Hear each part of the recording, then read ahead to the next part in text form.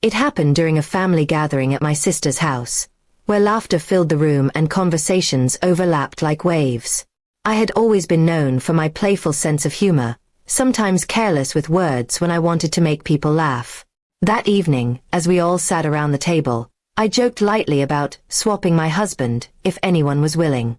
The remark was meant to be nothing more than a tease, but the ripple it caused was far greater than I ever imagined. Everyone chuckled, waiting for my husband's usual shy smile or sarcastic comeback. But instead, he leaned back in his chair, glanced around the table, and then said something that froze the entire room.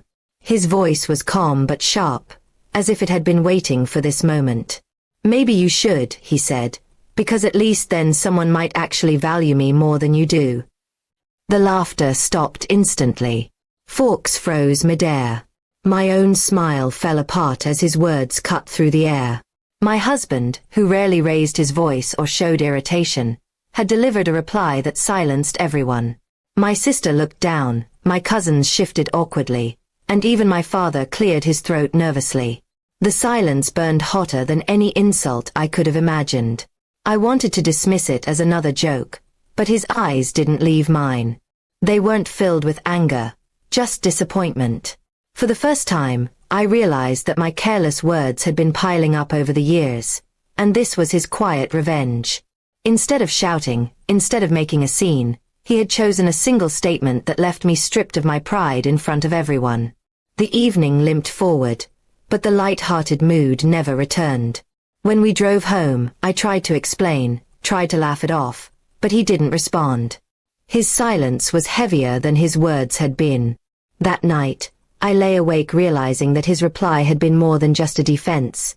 It was a mirror, reflecting how poorly I had treated him without even noticing. The next day, whispers began to spread. My relatives, who once enjoyed my bold humor, now looked at me differently. They spoke kindly to him, more cautiously to me.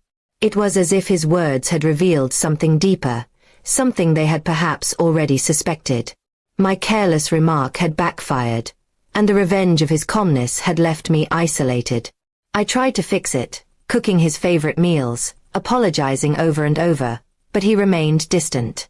He wasn't cruel, he didn't argue, but his quietness spoke volumes. It was his way of reminding me that trust and respect, once cracked, are not easily repaired.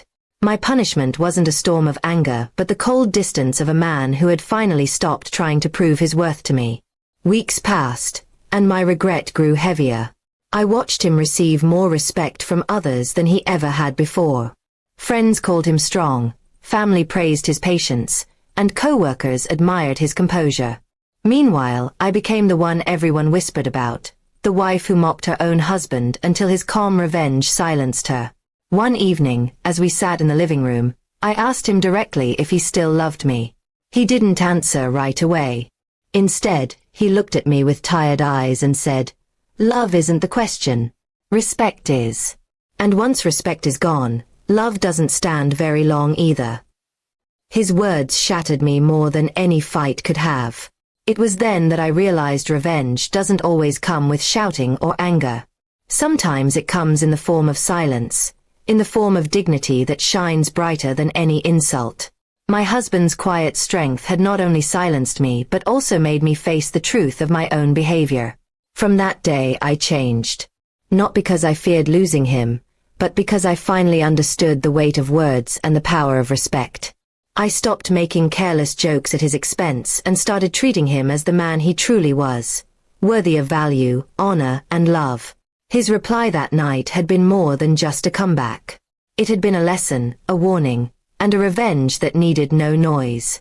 By leaving me to sit in the silence of my own thoughtlessness, he taught me what true strength looked like.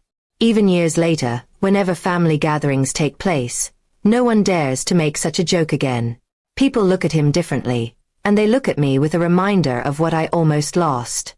And every time I recall that night, I remember the quiet revenge that changed the way I spoke, the way I loved, and the way I respected the man I once joked about swapping. That single sentence, delivered with calm precision, became the sharpest weapon I had ever faced. And it left me with a truth I could never ignore again. Sometimes the strongest revenge is not fury, but silence.